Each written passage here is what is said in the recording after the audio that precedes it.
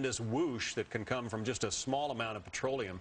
Even a small light plane is capable of carrying upwards of 50 gallons of aviation fuel. It is very explosive, obviously, when it's used in the wrong way.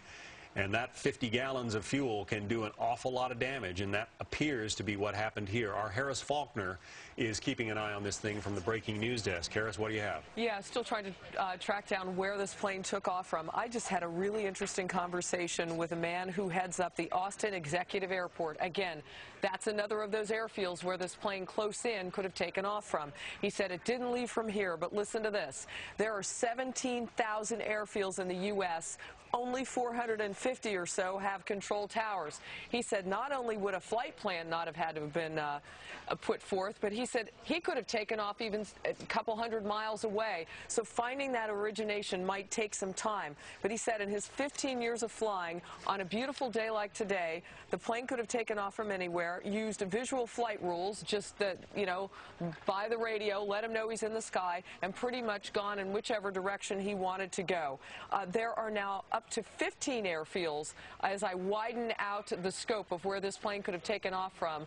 Again, trying to find the needle in the haystack of was a flight plan filed and where was this guy going as we narrow down some of the answers here. But the nearby airports to this, I'm coming up with 0. So it could be that he took off some distance from here. I'm still working on it. Back to you guys. All right, Harris, appreciate that. But if they make the connection, as Rick Leventhal has pointed out, to the house that was on fire earlier in the day, they would have been able to more easily identify the pilot. Maybe they'd know where that plane was. Maybe they'd know if it's stolen. Our hats do go off to the firefighters if, in fact, only 2 people have been taken with injuries, and that is still the report. It is amazing, given the size of this fire, this plane literally crashing right into this building that was occupied, 7 stories in total. And just to caution everyone, we are hearing from law enforcement officials with all agencies involved, both state and federal, that we should await until they continue their investigation to come to conclusions about who's responsible and why this event might have happened today. A scary, scary morning in Austin.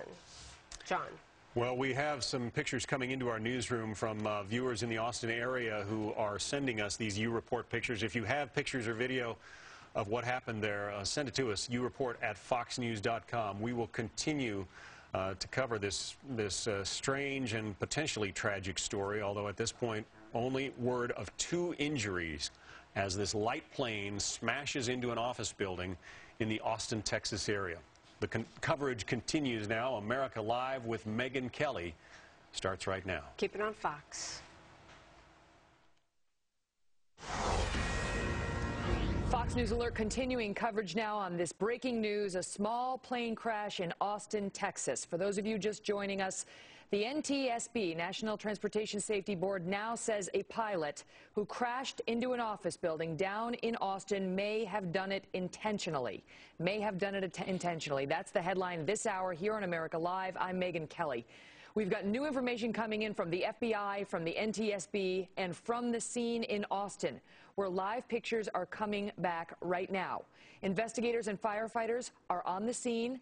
They are fighting the fire that has been sparked by this crash, looking for more injured or killed inside the building. According to the NTSB, again, the pilot whose plane went into this building may have done it intentionally after they say he may have set his own house on fire this morning. According to reports, the pilot's daughter, a teenage girl in that house, told authorities that her father had set the house on fire.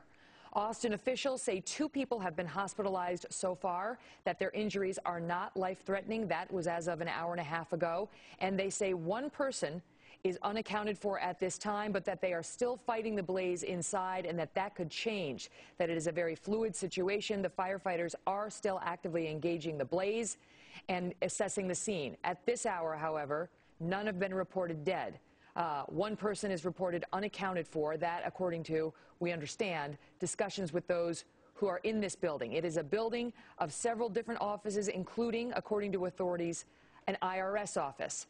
The reports are, unconfirmed at this moment, but the reports are that this pilot of the plane may have had a beef with the IRS, may have set his own house on fire, gotten into a small plane, single engine, and flown it into this building that housed, among other offices, the IRS. We are still working to confirm that. At this hour, we are joined by an eyewitness to that plane crash. His name is Thad Lindsay. Thad, thank you for being with us. Tell us what you saw.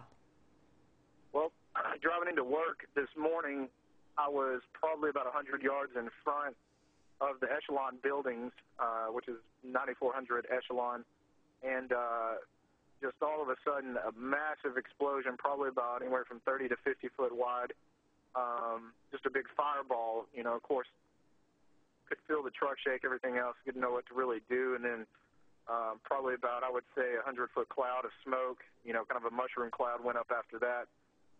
By that time, we were right in front of the Echelon buildings, and then it started, of course, like raining debris down and stuff.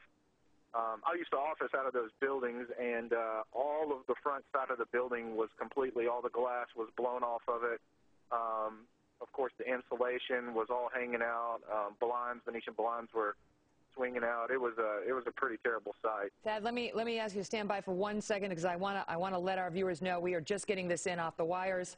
Our Department of Justice producer confirming the name of the pilot involved in this crash is Joseph Andrew Stack. That, according to our Department of Justice contacts, that the name of this pilot is Joseph Andrew Stack. That we had heard earlier from our sources that his name was an American-sounding name. Indeed, it is Joseph Andrew Stack, and we are looking for more details on him. But that is coming to us from officials. Thad, back to you now. So you saw the huge blaze. Had you seen the plane prior to the explosion? I did not. The angle that I was at was right by there. You know, I probably just missed the plane coming in, or you know, it was probably not too far in front of me. I was paying more attention to the traffic.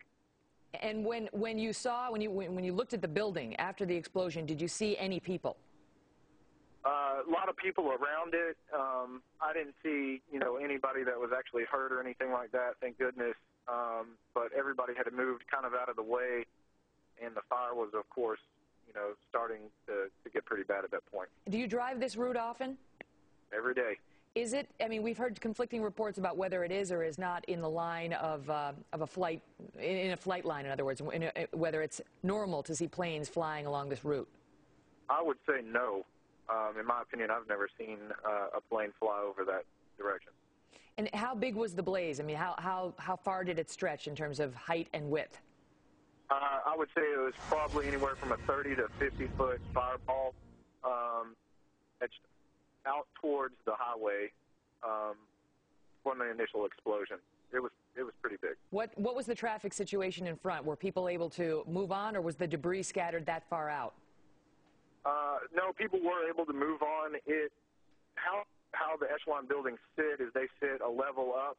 There's kind of a feeder road and then one level up. However, the debris was, you know, coming down onto the highway, glass and different stuff like that. Traffic wasn't too bad this morning, so people were able to kind of make one line and continue on, or just pull over and get out of the way. And you can see the smoke that Thad witnessed firsthand earlier this morning. Thad, thank you so much for the update. We're going to go now to Rick Leventhal, who's been all over this story this morning and was the first to break this news from officials that this may indeed have been an intentional act. Rick, what do you know? Well, publicly, Megan, maybe 5 stories are blazing, are really on fire. There are only reports at the moment of 1 person missing, and it is so confused that we're not sure whether that is referring to the pilot or someone in the building, and 2 people in hospital. And local reporters are saying they believe there were only 2 people taken to hospital. As you say, it's nothing short of a miracle when you look at the pictures. Thanks, Keith.